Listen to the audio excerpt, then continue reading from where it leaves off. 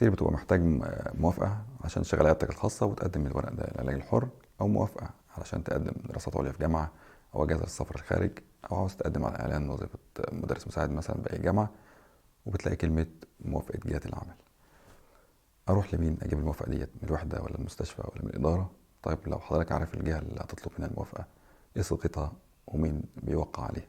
كل المعلومات ديت أنا هتعرف عليها في الفيديو.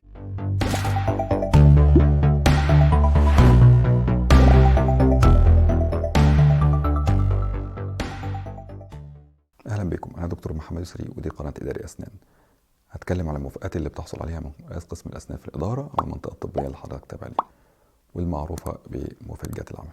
وهنبدا باول حاجه وهي الموافقات على النقل او الندب داخل الاداره الصحيه او خارجها او خارج المحافظه كمان، واللي اتكلمنا عليها في 4 حلقات سابقه تفصيلا، هتلاقوا الروابط في وصف الفيديو.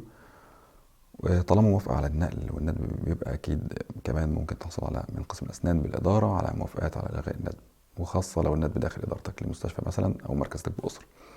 ولينك طلب إلغاء الندب هتلاقيه موجود في وصف الفيديو. تاني موافقة معانا وهي موافقة مهمة جدا، هي موافقة جهة العمل للتقدم الدراسات العليا بجامعة حكومية أو خاصة. حر بمعنى إنك بتقدم بنفسك أو ترشيح وزاري لو بتقدم من خلال وزارة الصحة، ودايما بيكون المشكلة اللي بتواجه جميع أطباء الأسنان وقت التقديم، والجامعة بتطلبه دايما في صيغة الجواب، والإدارة الصحية دايما بترفضه في الأغلب، هي كلمة إعطاء التفرغ اللازم.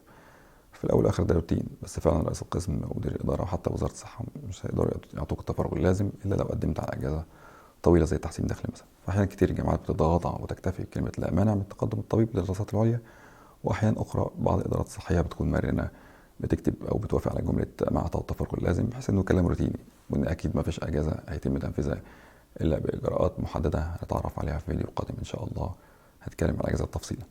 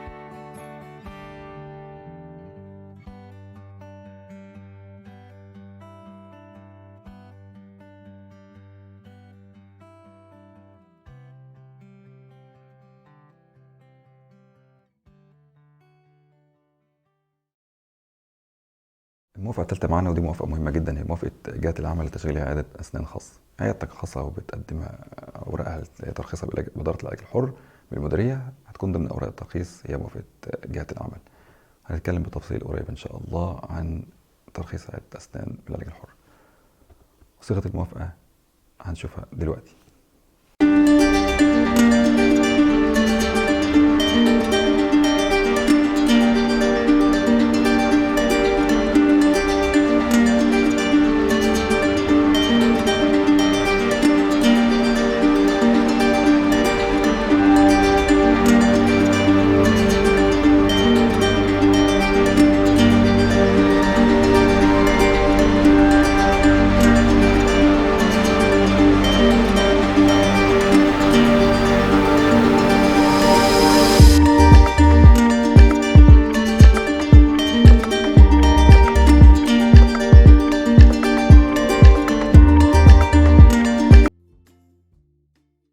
رابع موافقة معانا هي موافقة جهة العمل لو هتقدم على وظيفة مدرس مساعد في مثلا في أي كلية في أي جامعة، ودي طبعا موافقة مبدئية للتقدم الإعلان على الوظيفة، لأن لو تم قبولك بالجامعة، معظم الجامعات أو أغلبها أو تقريبا كل الجامعات بترفض إنك تكون على قوة وزارة الصحة وتكون متفرغ للتدريس عندهم.